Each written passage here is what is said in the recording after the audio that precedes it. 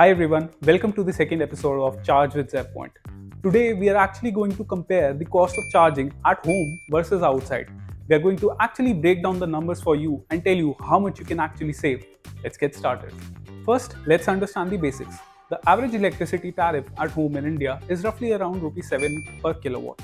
And when you go out and charge at public charging stations, you'll be charged somewhere around Rs 15 to 25 rupees per kilowatt. Let's assume a car with a 40 kilowatt battery.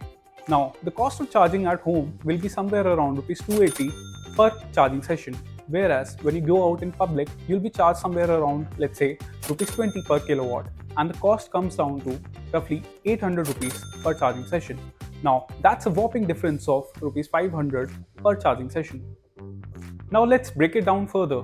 Now, if you're able to save Rs 500 per charging session, and assuming that you might be charging roughly around 4 times a month, that's an annual saving of Rs 24,000.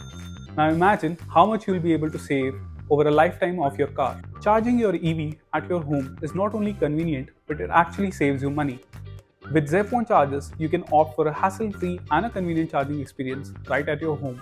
If you have any questions, drop them in the comments below. Stay charged and see you in the next video.